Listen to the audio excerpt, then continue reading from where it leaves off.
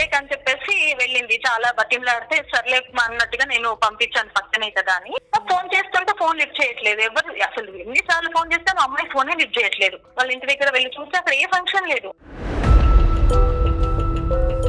ఏంటి ఇంత నైట్ ఈ బ్లాంకెట్ ఎందుకు కప్పుకుంది అని వచ్చి చూస్తే నా ఫోన్ తీసుకొని చాటింగ్ చేస్తుంది ఫోన్ లో. సడన్ గా చూసి షాక్ అయిపోయాను. అసలు ఏంటి ఈ ప్లేస్ లో ఈ టాటూ ఏంటి? లవ్ సింబల్ తో ఎస్ ఎస్ అనే అక్షరంతో మన ఇంట్లో అయితే ఎవ్వరు లేరు. ఎందుకు ఏంటి ఎవరిది చెప్పానంటే మా ఫ్రెండ్ది అంటుంది. ఫుల్ కొట్టింది సార్, చాలా కొట్టింది నన్ను. చెప్పావా నాకు వాత కూడా పెట్టారు తెలుసా. అసలు మమ్మీ వేను నువ్వు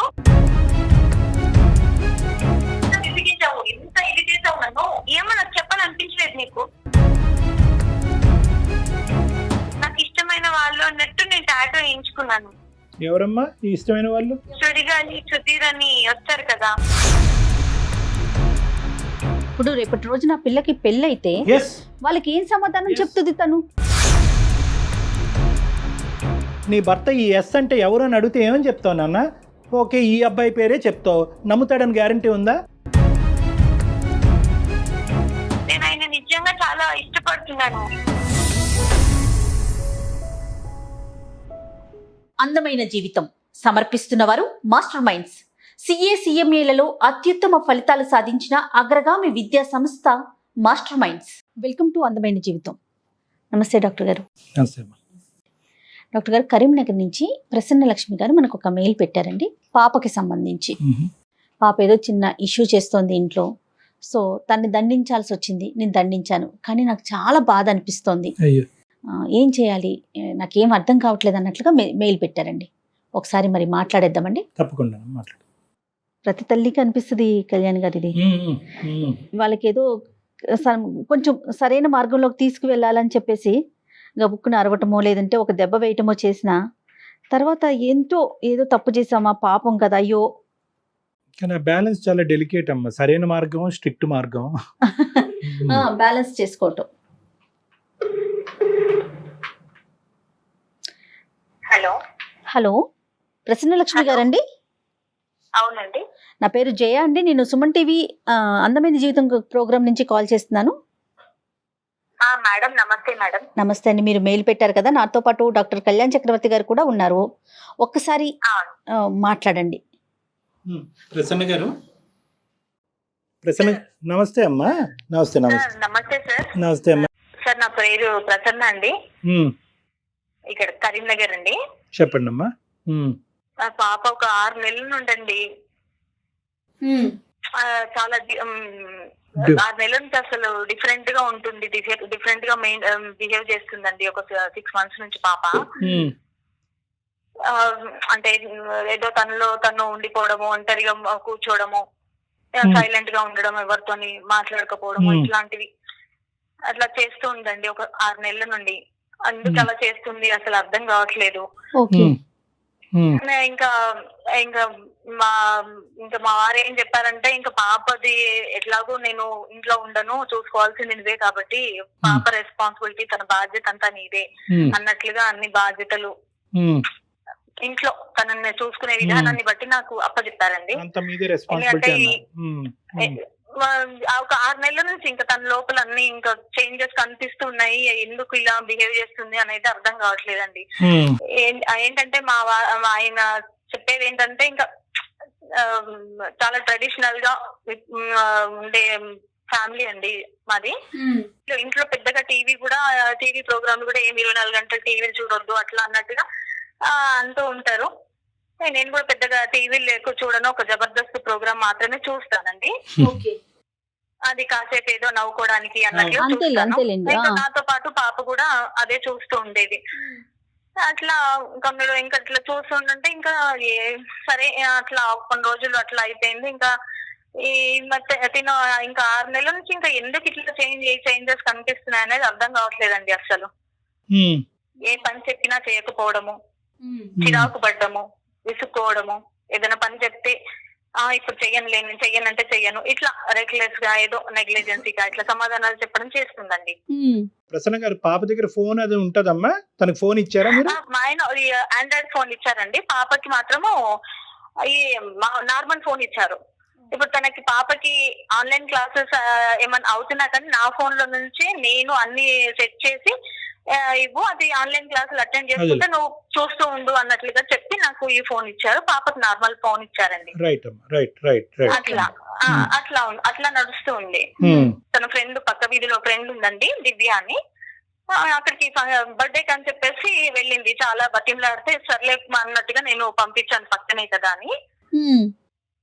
అయితే ఇంకా చాలా సేపు అయిందండి వెళ్ళింది, చాలా సేపు అయింది రాలేదు. ఇంకా 6 అవుతుంది, 7 అవుతుంది, 8 అవుతుంది. నాకేమో టెన్షన్ వచ్చేసింది, ఏంటి ఇంతసేపు వెళ్ళింది ఇంకా రాలేదు అని. ఈ లోపల మా వాళ్ళు వచ్చేసారు. ఏంటి ఇలా ఎందుకున్నావు అన్నంటే ఇంకా ఆయనకు ఏదో ఒక అబద్ధం చెప్పేసి అలా చెప్పేశానండి. పక్క వీధిలోనే నేనే వెళ్ళి పంపించేసి వచ్చాను అని చెప్పేసి. అంటే ఆయన అన్నారు, మరి నువ్వు ఎందుకు వెళ్ళలేదంటే ఏదో చిన్న వాళ్ళ పిల్లలు వెళ్ళండి, అందుకే నేను తనని పంపించేసి నేను వచ్చేసాను అని చెప్పేసి అలా చెప్పుకుంటూ వచ్చాను. ఆయనకి అబద్ధం చెప్పేసాను నేను. 11 వస్తుంది ఇంకా నాకు. సరే అని చెప్పేసి నేను వెళ్ళి చూసి 11 గంటలకండి పక్క వీధిలో వెళ్ళాలంటే కాస్త ఇంకా నాకు కూడా అట్లా అనిపించింది. అయినా కానీ ఆ చీకట్లో వెళ్ళి చూస్తే అక్కడ వాళ్ళ ఇంటి దగ్గర వెళ్ళి చూస్తే అక్కడ ఏ ఫంక్షన్ లేదు. ఫోన్ చేస్తుంటే ఫోన్ లిఫ్ట్ చేయట్లేదు ఎవరు. అసలు ఎన్నిసార్లు ఫోన్ చేస్తాను, అమ్మాయి ఫోనే లిఫ్ట్ చేయట్లేదు. మళ్ళీ ఇంకొకసారి ఫోన్ ట్రై చేద్దామని చేశానండి. చేస్తాను అప్పుడు దేవుడి దయతోని తను ఫోన్ లిఫ్ట్ చేసింది. ఇంకా విపరీతంగా కోపం వచ్చేసిందండి నాకు. ఫోన్ గట్టిగా తిట్టేశాను. అసలు సిగ్గుగా ఏమన్నా ఎక్కడున్నావు, ఏంటి అసలు ఫోన్ లిఫ్ట్ చేయవు అని అంటే, ఇంకా లేదు మమ్మీ నేను ఇక్కడ పలానా వచ్చాను, ఫ్రెండ్ బర్త్డే ఉంది, ఆ అడవిలో ఫోన్ లిఫ్ట్ చేయలేదు అది అని చెప్పిందండి పాప. ఫస్ట్ ఒక 10 minutes ఇప్పుడు నాకు ఇంటి దగ్గర ఉండాలి అని చెప్పేసి పాపను గట్టిగా ఫోన్ లో అరిచేశానండి. సరే ఇంకొక 15 minutes తర్వాత వచ్చేసింది. ఓకే ఇప్పుడు ఏం అనొద్దు ఈ రాత్రి అని చెప్పేసి ఇంకా నేను కూడా కామ్గా తను పడుకుంది, నేను కూడా కామ్గా పడుకున్నాను. ఇంకా నెక్స్ట్ డే ఆయన వెళ్ళిపోయిన తర్వాత ఇంకా బాగా తిట్టేశానండి పాపని. అయినా కానీ అసలు సమాధానమే ఉండదండి. ఇంకోసారి ఏమైందంటే మిడ్-నైట్ నేను ఇలా బాత్రూమ్ కని లేచాను, నిండా బ్లాంకెట్, అసలు ఇంత దొడ్డ బ్లాంకెట్ అండి, సమ్మర్ లో బ్లాంకెట్ కప్పుకుంది. ఏంటి ఇంత నైట్ ఈ బ్లాంకెట్ ఎందుకు కప్పుకుంది అని వచ్చి చూస్తే నా ఫోన్ తీసుకొని పాస్వర్డ్ ఎలా కనుక్కుందో తెలియదండి, చాటింగ్ చేస్తుంది ఫోన్ లో. ఫోన్ లాగేసుకొని ఇంకా పడుకోమని చెప్పేసి సీరియస్ గా చూసి ఫోన్ లాగేసుకొని అప్పటిదే ఇంకా దాని పాస్వర్డ్ అది చేంజ్ చేసేసాను నేను. ఇంకా నా వైపు సీరియస్ గా చూసేసి పడుకుండిపోయింది. ఇంకా అప్పటి నుంచి ఇంకా కోపం పెంచేసుకుంది నా పైన. అయితే మళ్ళీ ఇంకొక రోజు ఇలాగే ఏం జరిగిందంటే, వెనకండి ఏమి ఎవరు చూడని ప్లేస్ లో మనకు నెక్ భాగంలో ఉంటుంది కదా, అక్కడ ఒక టాటూ కనిపించింది నాకు. పచ్చబొట్టు సడన్ గా చూసి పచ్చబొట్టు అండి. సడన్ గా చూసి షాక్ అయిపోయాను. అసలు ఏంటి ఈ ప్లేస్ లో ఈ టాటూ ఏంటి, అసలు టాటూ ఎప్పుడు వేయించుకున్నావి ఏంటి అని చెప్పేసి అది వేయించుకున్నాను అని అప్పుడు కూడా ఏదో ఆన్సర్ చెప్పేసి ఉంటాను. నేను షాక్ అయిపోయాను. లవ్ సింబల్ తో ఎస్ అనే అక్షరంతో మన ఇంట్లో అయితే ఎవ్వరు లేరు, ఎందుకు ఏంటి ఎవరిది చెప్పానంటే మా ఫ్రెండ్ది అంటుంది. ఫ్రెండ్ అంటే ఎక్కడ ప్లేస్ అయినా అక్కడ కనిపించని ప్లేస్ లో వేసుకోవాల్సినంత అవసరం లేదు. మామూలు ఫ్రెండ్ అంటే ఏ ఫ్రెండ్ చెప్పట్లా, ఏ ఫ్రెండ్ అనేది చెప్పట్లేదు.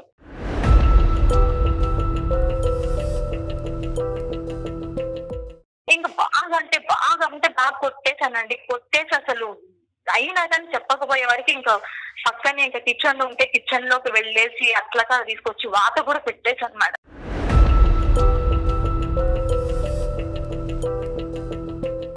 తను బాధపడుతుంది, నేను కొట్టినందుకు చాలా బాధపడుతున్నాను కానీ అయినా కానీ చెప్పట్లేదు మేడం. అప్పటికి కూడా చెప్పలేదు, అసలు ఏడుస్తుంది కానీ చెప్పట్లేదు.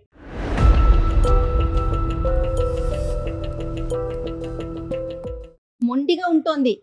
మొండిగా అంటే అసలు విపరీతంగా జగమొండి అంటారు చూడండి, అలా ఉంటుంది. అసలు టీనేజ్ లో చూస్తూ ఉంటాం సహజంగా ఈ మొండితనము ఇవన్నీ కూడా చూస్తూ ఉంటాం. కానీ ఇక్కడ ప్రసన్న గారి విషయం చూస్తే కనుక ఒక సాంప్రదాయం పద్ధతి కలిగేటటువంటి ఒక కుటుంబంలో భర్త పెట్టినటువంటి ఆంక్షల మధ్యన పిల్లని పెంచడం అనేటటువంటిది ప్రధాన కర్తవ్యంగా తీసుకున్నారు. ఈ రోజుల్లో పిల్లల్ని జాగ్రత్తగా పెంచాలి, కానీ మీరు పెంచేటటువంటి విధానం వాళ్ళకి నచ్చుతుందా లేదా అనేటటువంటి బ్యాలెన్స్ కూడా చూసుకోవటం చాలా ఇంపార్టెంట్ ప్రసన్న గారు. ఇందాకటి నుంచి ఏంటంటే తప్పులు చేస్తున్నటువంటి లేదంటే తప్పు మార్గంలో వెళ్ళేటటువంటి ఒక ఆడపిల్లని భర్తకి ఏ విధంగా కరెక్ట్గా చూపెట్టాలి, ఏ విధంగా కప్పి చూపెట్టాలి అనే ఆలోచనలోనే మీరు ఉన్నారు. కానీ ఈ ఉక్కిరి బిక్కిరి వాతావరణం మధ్యన అసలు ఈ అమ్మాయి ఎక్స్ప్రెస్ చేయలేకపోతుందేమో, ఒక ఫ్రెండ్లీ అట్మాస్ఫియర్ ఈ అమ్మాయికి లేదేమో, అసలు ఫోన్ లేకపోవటం ఏంటి, ఆండ్రాయిడ్ ఫోన్ వాడటం ఏంటి, ఈ ఆన్లైన్ క్లాసులు అనేటటువంటిది మీ టీవీ చూడటానికి అవకాశం లేకపోవటం, ఇవన్నీ కూడా అసలు ఆ అమ్మాయి ఎలా ఫీల్ అవుతుంది, ఆ అమ్మాయి వ్యక్తపరచకపోవచ్చు.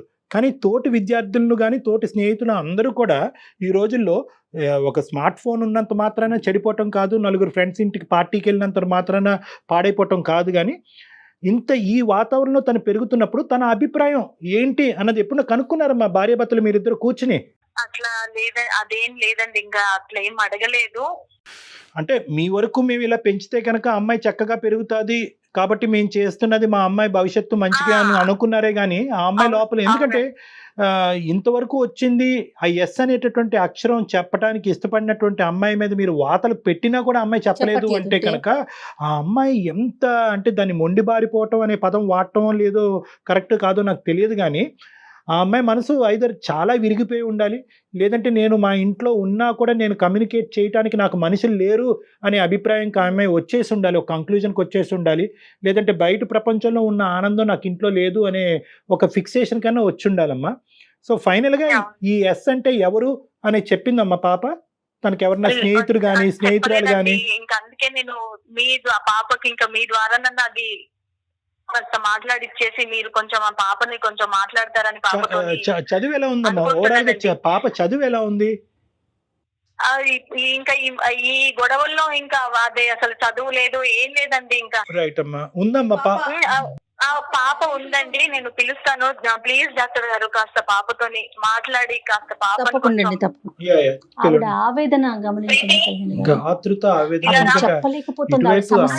అమ్మాయిని సెట్ చేయలేకపోతుంది, అటువైపు నీ భర్తకి సమాధానం. డాక్టర్ గారు మాట్లాడు, ఏ డాక్టర్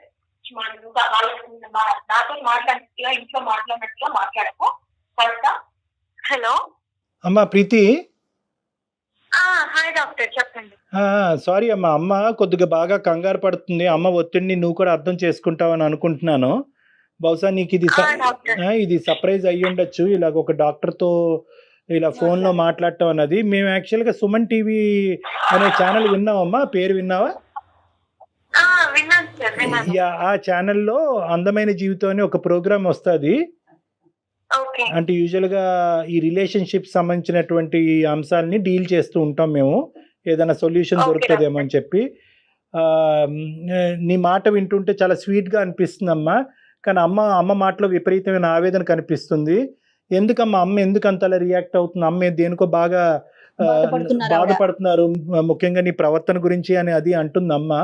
ఏమవుతుందమ్మా ఇంట్లో, ఏం జరుగుతుంది? ఏముంది సార్, నేను ఇంటర్మీడియట్ స్టూడెంట్ సార్. రైట్.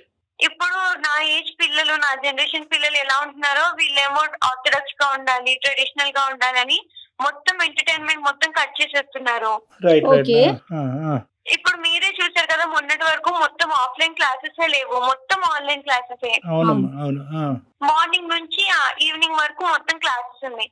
అందుకని ఫోన్ కొనమంటే కూడా వాళ్ళు ఫోన్ కొనలేదు. మా మమ్మీ దగ్గర ఒక ఫోన్ ఉంది, ఆ ఫోన్ లోనే ఆన్లైన్ క్లాసెస్ వినాలి అని చెప్పేసి నాకేమో నార్మల్ చిన్నది ఒక్క ఫోన్ ఇచ్చారు సార్. మా ఫ్రెండ్స్ అందరి దగ్గర పెద్ద పెద్ద phone, Android phones, iPhone phones అన్ని ఉన్నాయి. కానీ ఆన్లైన్ క్లాసెస్ వింటున్నప్పుడు మాత్రమే, ఇప్పుడు ప్రతిసారి ఆన్లైన్ క్లాస్ వచ్చినప్పుడు టైం కి మమ్మీ దగ్గరికి వెళ్ళి రిక్వెస్ట్ చేసి తీసుకునే బదులు నాకు ఒక ఫోన్ ఇచ్చేస్తే అయిపోతుంది కదా సార్. కానీ ఇవ్వకోకుండా వాళ్ళు మొత్తం ఫోన్ కట్ చేసేసి నన్ను ఎవరు ఫ్రెండ్స్ దగ్గరికి ఎవరి దగ్గర పంపించరు, చాలా స్ట్రిక్ట్ గా ఉంచినట్టు. డైలీ వీళ్ళతోనే ఉండాలంటే నాకు కూడా బోరింగ్ గా ఉంటది కదా సార్. ప్రీతి, వాళ్ళు ఇప్పుడు అమ్మ నాన్న ఇంట్లో స్ట్రిక్ట్ గా ఉండటమే నీ బిహేవియర్ కి కారణమా? అంటే అన్ని విషయాల్లో స్ట్రిక్ట్ గా ఉంటున్నారు, కొంచెం కూడా నన్ను అర్థం చేసుకోవట్లేదేమో అనిపిస్తుంది నాకు. సరే నాన్న, ఇప్పుడు అది అమ్మతో ఇప్పుడు ఎగ్జాక్ట్ గా నువ్వు మాట్లాడక ముందు అమ్మతో కూడా అదే చెప్పాము. అంటే కరెక్ట్ గా పెంచటం అంటే స్ట్రిక్ట్ గా పెంచటమా, బయటికి వెళ్ళగనివ్వకుండా ఉండటమా, అవసరాలు తీర్చగా అంటే ఫోన్లు ఇలాంటి వాటి నుంచి దూరం పెట్టడం అంటే కనుక ఆ విధంగా మేము ఆలోచించలేదండి అని అమ్మ కూడా ఒప్పుకుంది. కానీ అమ్మ ప్రధానమైన సమస్య ఏంటంటే ఈ ఎస్ అనేటటువంటి పచ్చబొట్టు ఏదైతే నువ్వు నీ శరీరం మీద వేసుకున్నావో దాని గురించి ఆవిడ విపరీతంగా తర్జన భర్జన ఫీల్ అయ్యి చాలా టెన్షన్ లో ఉంది. ఏంటమ్మా ఎందుకు వేయించుకున్నావు అలాగా? ఇంట్లో ఎవరు లేరు కదమ్మా ఎస్ అనే పేరుతో. మన మీ ఇంట్లో ఎవరైనా ఉన్నారా? లేదు డాక్టర్, ఇంట్లో ఎవరికి పేరు మీద ఎస్ అనే లేదు. నేను నాకు ఇష్టమైన వ్యక్తి పేరు అన్నట్టు ఇష్టంతో వేసుకున్నాను. మా ఫ్రెండ్స్ కూడా వేరే టాటూ చేసుకున్నారు. ఇష్టమైన వాళ్ళది టాటూ వేయించుకుంటే బాగుంటది అని చెప్పేసి నాకు ఇష్టమైన వాళ్ళు అన్నట్టు నేను టాటూ వేయించుకున్నాను. ఎవరమ్మా ఈ ఇష్టమైన వాళ్ళు? ఆ వ్యక్తి ఎవరమ్మా? ఇది జబర్దస్త్ లో వస్తారు కదా సార్, ఎవరమ్మా? సుడిగాలి సుధీర్ అని వస్తారు కదా. సుడిగాలి సుధీర్? సుడిగాలి సుధీర్ అమ్మా. అవును అవును డాక్టర్, అవును.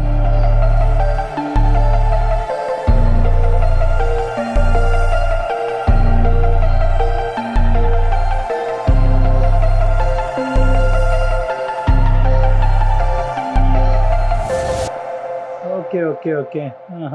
మేము ఇంట్లో టీవీ ఏం చూడం సార్, ఓన్లీ జబర్దస్త్ చూస్తాము. నాకు అదే చూస్తున్నప్పుడు ఆయన నాకు చాలా నచ్చారు.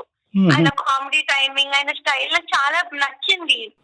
నేను ఆయన నిజంగా చాలా ఇష్టపడుతున్నాను.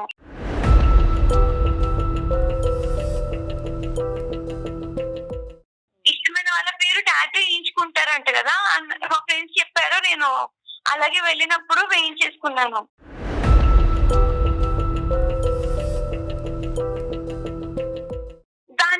దానికి ఇప్పుడు నేను ఇంటర్మీడియట్ స్టూడెంట్ ని సార్. ఇప్పుడు ఈ ఏజ్ లో పిల్లల్ని అసలు ఎవరు తిట్టరు. కానీ మా మమ్మీ టాటూ వేయించుకున్నానని, లేదంటే బయటకు వెళ్ళి ఫ్రెండ్స్ తో ఎక్కువసేపు ఉంటున్నాను అన్నట్టు ఫుల్ కొట్టింది సార్, చాలా కొట్టింది నన్ను.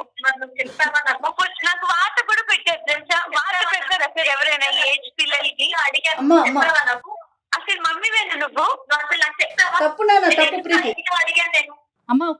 నేను చెప్పలేదు అది ఇది అన్నట్టు నన్ను కొట్టేశారు. ఎవరైనా ఒకసారి చెప్పకపోతే కొంచెం ఇంకొకసారి అడిగితే నేను చెప్పేదాన్ని ఏమో కదా, దానికే కొట్టేసి వార్తలు పెడతారా సార్?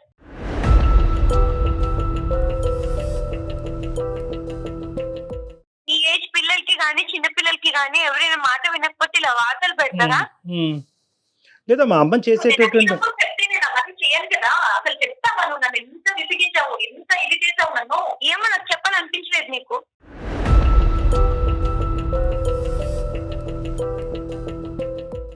అందుకే అంత సబ్జెక్ట్ నేను కూడా అందుకే కొట్టాల్సి వచ్చింది. నువ్వు అంత ఒంటిగా బిహేవ్ చేసావు. అమ్మా ప్రసన్నలక్ష్మి గారు, అమ్మా కొంచెం మీరు కొంచెం కూల్ గా ఉండండి అమ్మా. ఒకసారి మనం పాపతో మాట్లాడదామమ్మా. ఇప్పుడు ప్రసన్న గారు, ఇప్పుడు ఏంటంటే ఇన్ని రోజులు బట్టి మీరు కొట్టినా వాతలు పెట్టినా చెప్పనటువంటి సమాధానం బయట వ్యక్తులు మాకు మీ అమ్మాయి చెప్పింది. చెప్పింది 2 ప్రశ్నల్లో మీ అమ్మాయి మాకు సమాధానం చెప్పింది. మీరెందుకు సంపాదించలేకపోతున్నారు ఆ ట్రస్ట్ అండ్ నమ్మకాన్ని? ఇప్పుడు పాప చేసింది తప్పు. ఆ అమ్మాయితో ఒక ఫ్రెండ్లీ అట్మాస్ఫియర్ లో మనం కమ్యూనికేషన్ అన్నది పెంపొందించుకోవటం ఇంపార్టెంట్ కదా. అమ్మ ప్రీతి, ఇది అమ్మ వాళ్ళని ఖండిస్తున్నాము అన్నది కాదమ్మా, కరెక్టే. వాళ్ళు నీకు స్వేచ్ఛను ఇవ్వలేదు, నీకు మిగతా పిల్లలకి ఇచ్చేటటువంటి ఫ్రీడమ్ కూడా వాళ్ళు ఇవ్వలేదు మీ పేరెంట్స్, అదంతా కూడా కరెక్టే. కానీ నువ్వు ఇంత అభిమానం అనేటటువంటిది ఉండొచ్చు, కానీ ఈ స్థాయికి కూడా అభిమానం వెళ్తుందా? సుధీర్ గారిని ఎప్పుడైనా పర్సనల్ గా చూడటం జరిగిందా? నీకు అవకాశం దొరికిందా? లేదు మేడం, ఓన్లీ ఫోన్ లో అది జబర్దస్త్ చూస్తున్నప్పుడు, వేరే ప్రోగ్రామ్స్ చూస్తున్నప్పుడే చూసాను. అతన్ని అభిమానించే వాళ్ళలో లక్షల్లో ఉంటారు కదా ప్రీతి. నువ్వు అంటే నేను నిజంగా ఇష్టపడుతున్నాను మేడం ఆయన్ని. అభిమానం అనే కాదు, నిజంగా ఇష్టపడుతున్నాను. ఆయన అంటే నాకు చాలా ఇష్టం.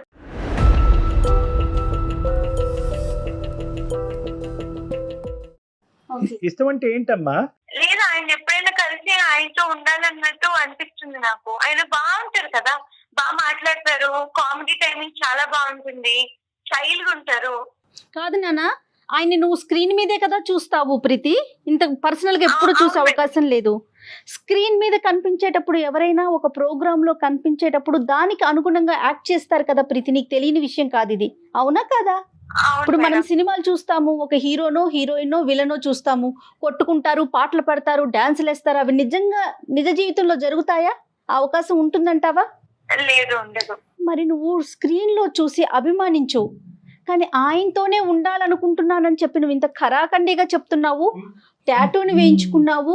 అంటే జబర్దస్త్ అనే ప్రోగ్రామ్ చూస్తున్నప్పుడే సుధీర్ గురించి నువ్వు ఆలోచిస్తావమ్మా, లేదంటే అతని గురించి మిగతా టైంలో కూడా చదువుకుంటున్నప్పుడు, క్లాసులు వింటున్నప్పుడు, వేరే ఆట పాట చేస్తున్నప్పుడు కూడా సుధీర్ గురించి ఆలోచిస్తావా? ఎప్పుడు ఆలోచిస్తూనే ఉంటాను. అంటే ఆయన నాకు చాలా ఇష్టం కదా, ఇంకా నేను ఏం చేసినా సరే నాకు సుధీర్ గారు గుర్తొచ్చేస్తూనే ఉంటారు. అంటే ఇంటికి ఎప్పుడు వెళ్ళి జబర్దస్త్ చూద్దాం అన్నట్టు నేను మార్నింగ్ నుంచి కాలేజ్ లో ఉన్నా, ఎక్కడున్నా సరే వెయిట్ చేస్తూ ఉంటాను. ఇష్టమా ప్రేమ అమ్మా? ప్రేమే అనుకోండి, నాకు ఆయన అంటే చాలా ఇష్టం ప్రేమ అన్ని.